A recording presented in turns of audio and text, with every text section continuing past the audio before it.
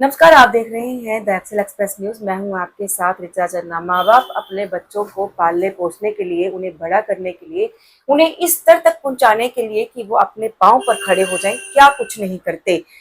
दिन रात एक कर देते हैं, मेहनत करते हैं कई कई साल।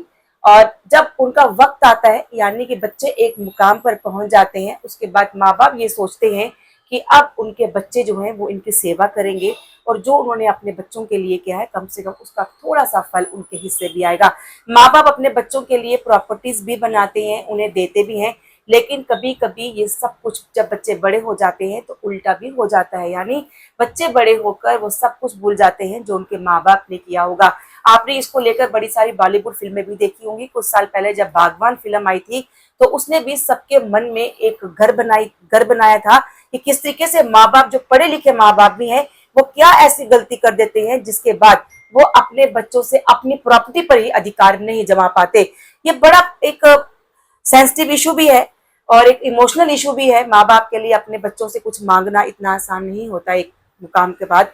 लेकिन हमने जम्मू में भी देखा है, वृद्धाश्रम बने हैं। और अगर आपको याद होगा कि किसी ने ये कहा था कि अगर बच्चे सब अच्छे होते तो शायद इस दुनिया में वृद्धाश्रम की जरूरत होती ही नहीं।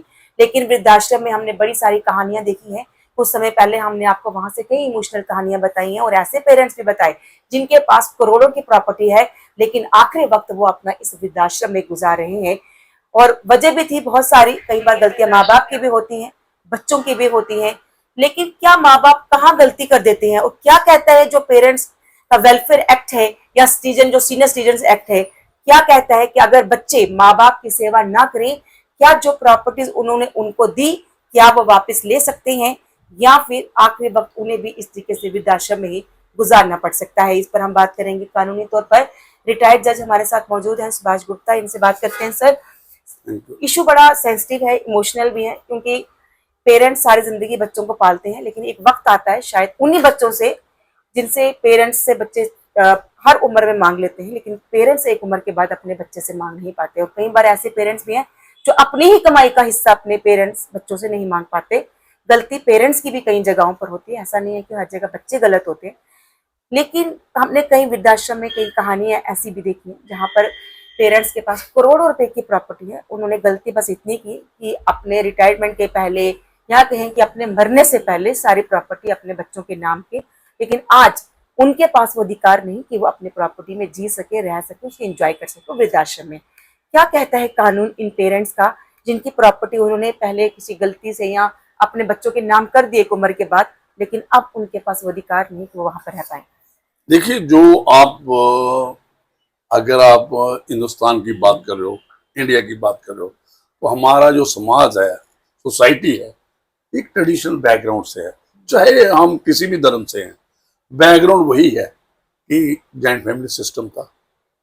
उन लोगों भी पाला जाता था जो काम कुछ नहीं कर सकते थे, यंग एज में मेंटली फिजिकली डिसेबल्ड होते थे वो लोगों को।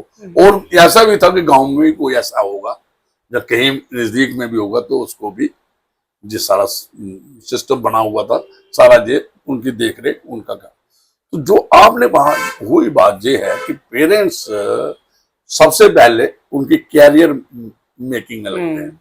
जैसे आपने बागवान की बात की, तो उसने तो जो पेरेंट्स होते हैं वो एम्प्लॉयमेंट में हो, जहाँ अपना ट्रेडिशनल जो खेती बाड़ी का काम, एग्रीकल्चर जो भी अपना है, कैटल रीडिंग, जो भी लोग ट्रेडिशनल हमारा काम उसमें करते हैं, जहाँ व्यापार बिजनेस में रहते हैं। तो ये एक मैं बात बता दूं, हर माँ बाप, खासकर बाप माँ भी ये चाहती है कि जो मेरा बच्चा है मुझसे आगे जाए। जैसे एक गुरु अपने डिसिपल को कहता है, जो एक मतलब कि भाई ये मेरे से आगे जाए। इमोशंस होते हैं, ये कुदरत का एक है, जो मैं ना कर सका मेरे बच्चे करें। ये एक बात होती है कि तो लेकिन फिर होता क्या है, एक तो जनरेशन गैप, एज गैप आ जाता है, सोसाइटी बदलती है। ये नहीं आज की बात है, जब भी आप देखो पिछले से हर वक्त ये। लेकिन फिर जो हम लोग, हमें एजुकेट करना है, अवेयरनेस क्रिएट करनी है। जो मीडिया के लोग हैं, जैसे कि क्यों बढ़ रहे हैं वृद्धाश्रम, और वृद्धाश्रम में क्राउड क्यों है, क्यों आपने पहले कहा कि बड़े लोग, घरों के लोग क्यों वहां जा रहे हैं इसको? तो मेरी जो है, जैसे बागवान में अमिताभ और उसकी जो वाइफ थी वो रिजेक्ट हो गए बाद में। मुझे लगता है कि बंदा जो है ना, उसको एक्सपीरियंस भी होता है, दुनियादारी देखी होती है, उसको बड़ा बैलेंस करके चलना पड़ेगा। मैं नहीं ये कहता, बच्चों की भी इकोनॉमिक ग्रोथ देखनी है, उनको भी बिजनेस सेटल करना है, लेकिन साथ साथ अपना भी देखना है कि मेरा सर्वाइवल कैसे। प्रॉपर्टी ज्यादा है कोई बात नहीं, उनको बना दो, मकान बना दो, उनको बंगला जैसा ही। अगर लिमिटेड रिसोर्सेज तो फिर मैडम, फिर उनको समझ सोच के, मैं तो ये कहता हूं पहले उन्होंने अपने लिए बचा के रखें, अपने बाद वो कर सकते हैं, बाद जो सरप्लस है वो दे दें, लेकिन होता है ऐसा नहीं। जो हमारे जो कल्चर है, नहीं है इतने रिसोर्सेज लोगों के पास, जो मिडिल क्लास लोग हैं वो क्या करते हैं। एक तो अपने ट्रांसफर की भी बात करता हूँ, उस स्पेसिफिक एक्ट भी बताऊंगा, लेकिन ऐसे क्या है, आज आपने देखा मकान चाहे बाप के नाम पे है, माँ के नाम पे, पेरेंट्स के नाम, लेकिन जो बच्चे रहते हैं वहां पे, वो ऐसा लगता है कि ये बंदा जो दो है, जो पेरेंट्स हैं, ये कहीं बाहर से आए हुए हैं, इनकी हमारी जिम्मेवारी नहीं, वो आपस में ही मिल बांट के खाते हैं, चाहे एक बच्चा है या दो है, चार है, उनको समझना पड़ेगा, प्रायोरिटी उनको देनी पड़ेगी। और जो आगे आपने डॉक्यूमेंट की बात की, तो जो ये एक्ट कहता है maintenance and welfare of parents and senior citizen act 2007, इसके सेक्शन, मैंने इस पे भी एपिसोड पीछे किया है, सुप्रीम कोर्ट की जजमेंट भी आई है इस पे।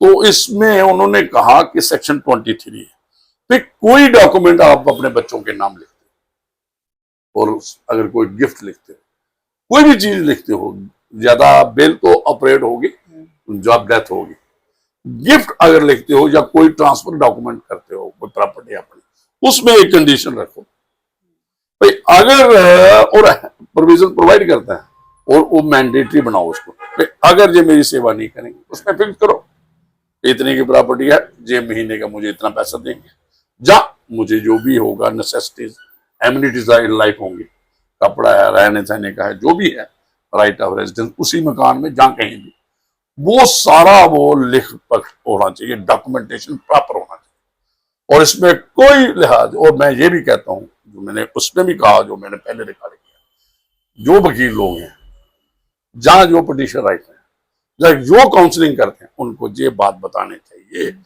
इन लोगों को, और जो वृद्ध आश्रम में लोग हैं, जहां जो आ रहे हैं, जहां कहीं भी है, तो गवर्नमेंट ऑफ इंडिया, जहां government of Jammu and Kashmir, union territory, इस लोगों को अवेयर करना चाहिए इस एक्ट के बारे में।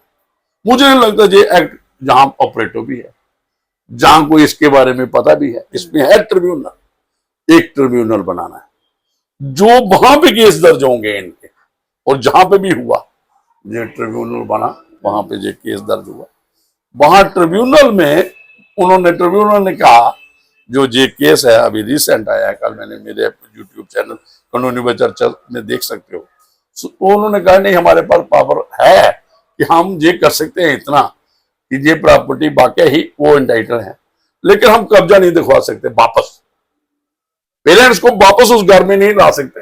हमारे पास तो सुप्रीम ने कहा फिर ट्रिब्यूनल क्यों बनाना, फिर ऑर्डिनरी कोर्ट में जाओ। फिर उन्होंने उसको मौका पे कब्जा वापस दिलवाया, जहां वायलेशन हुई थी कंडीशन, डॉक्यूमेंट उन्होंने अपने नाम प्रॉपर्टी करवा ली थी, लेकिन वापस नहीं, ऐसा हो सकता है कि अगर आप दे देते हैं, फिर बच्चे आपके नहीं देख, वापस ले सकते हैं। देखिए दो बातें हैं, जो मैं करता हूं, जहां क्या है, जहां है फोर्स यूज हो रही है पेरेंट्स पे, जाती हो रही है, बिल्कुल नाम उन्हीं के हैं, लेकिन अंदर उनको नहीं आने दे रहे, बिल्कुल ये भी है, ये भी है, और उनको कोई रिकोर्स नहीं। मैंने लॉ कोर्स में दे देखा, वो बेचारे कब्जा मांग रहे हैं, कोर्ट कह रहा है नहीं जी वो काबिज है। सर क्या बड़े से, चलो ये तो शहर में तो पेरेंट्स कुछ होंगे जो लॉ से जुड़े होंगे, जो पढ़े लिखे एजुकेटेड, लेकिन बड़े सारे पेरेंट्स ऐसे भी हैं जो पढ़े लिखे नहीं है, उनको नहीं पता कि कोर्ट जाके, यहाँ पे कुछ चीजें ऐसी होती हैं जो हम कहते हैं कि सामाजिक तौर पर कि अगर हम पेरेंट्स, हम अगर कोर्ट जाएंगे अपने बच्चों के खिलाफ, तो समाज में एक अलग इंसल्ट होगी, अपने बच्चों से मांगना है ये चीजें। क्योंकि हमने वृद्धाश्रम में कुछ ऐसे भी कपल्स देखे जिन्होंने ये कहा कि हमने अपने बच्चों के लिए प्रॉपर्टीज बनाई, हमारी ही प्रॉपर्टीज हैं, लेकिन आज हम यहाँ पर हैं और कानून कोर्ट प्रक्रिया चल रही है, लेकिन उसके बावजूद भी उन्हें नहीं मिल पा रहा। क्या हो रहा है ऐसा? तो क्या है ये सर? इनको क्या पार्वती नाम की भी कोई चीज? नहीं सुनिए, उनको फोर्सफुल निकाल दिया। जब वो घर में जाते हैं तो उनको एंट्री नहीं मिलती। उस वक्त जिस सिविल और पुलिस एडमिनिस्ट्रेशन का काम है, कुछ कोर्ट में केस आते हैं जहां कुछ इस किस्म, तो इनको जो एक कोई भी है ये इस किस्म का, जहां के आपने बात, नाम उनका ही चल रहा है, पेरेंट्स को निकाल दिया है। वो वृद्धाश्रम में है, अगर वो वापस जाना चाहते हैं ठीक है, उनको इमोशनली ब्लैकमेल किया जाता है। लेकिन इतना भी नहीं होना चाहिए सर। वो इमोशनली ब्लैकमेल है जब आप उससे प्रॉपर्टी लेते हो, जब उसको आप एक किनारे पीछे कर देते हो, खुद आपने अच्छी जगह पे बैठ जाते हो, बाप को किसी पीछे जैसे कोई सर्वेंट रूम में भेज देते हो। आपने बाप ने भी देखा होगा। तो ये वाली चीजें जो हैं, एक तो मॉरली जो भी हमारे इंडियन सोसाइटी के लोग हैं मॉरली बाउंड हैं अपने पेरेंट्स को, सीनियर सिटीजन को भी मेंटेन करना संभव। एनजीओ हैं जैसे वृद्धाश्रम भी एक एनजीओ।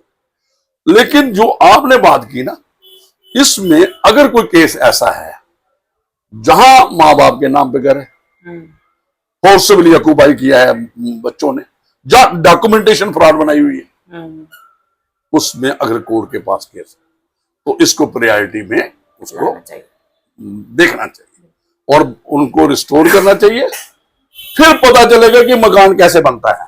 बिल्कुल सर, बच्चों को बताना जरूरी है। नहीं मैं नहीं कहता, जैसे इसमें बागबान में जिन बच्चों को, जो बच्चे ऐसे करते हैं वो नहीं करेंगे बच्चे, मतलब एक ओल्ड एज है, वो उस वक्त उनको सहारा चाहिए, अपनापन चाहिए, उनके इर्द गिर्द बच्चों का होना चाहिए। और देखो सारी पूंजी भी जो उन्होंने कमाई की होती है वो बच्चे को कहीं कनाडा आज जो ट्रेडिशनल ऑस्ट्रेलिया न्यूजीलैंड भेजने में लगा देते हैं। बच्चे उधर होते हैं, इधर वो अकेले रहते हैं, अकेले हैं, फिर उनका संस्कार कोई और करता है। ये बहुत बड़ी एक समाज की है, समाज को और हम सोचना पड़ेगा लंबी बातें हैं। देखिए ये बड़ी इमोशनल बातें हैं, जितना अंदर जाएंगे उतना, लेकिन देखिए कानून भी है और मगर बच्चों को भी एहसास करना पड़ेगा। दो बातों में है इसमें, एक तो अगर हम वाकई में एहसास करें, हम ये नहीं कह रहे कि सारे बच्चे ही गलत होते हैं, कई बार पेरेंट्स की भी कुछ ऐसी गलतियां होती हैं जिससे बच्चे दूर हो जाते हैं, वो एक अलग मुद्दा है। पेरेंट्स और बच्चों को दोनों को समझना चाहिए, लेकिन बच्चों की रिस्पॉन्सिबिलिटी एक उम्र के बाद बढ़ जाती है, क्योंकि कहा जाता है बूढ़े और बच्चे एक समान हो जाते हैं एक उम्र के बाद। तो बच्चे अगर हम सब एहसास कर ले कि वाकई में इन पेरेंट्स ने वो किया है जिसकी वजह से आज हम एक मुकाम पर है, तो शायद वृद्धाश्रम की जरूरत ना पड़े। लेकिन उससे भी बड़ी बात अगर हम ये सोचे कि एक उम्र के बाद हमें भी उसी उम्र तक पहुंचना है। कैमरामैन नवीन सुमन के साथ रिचा चैनल।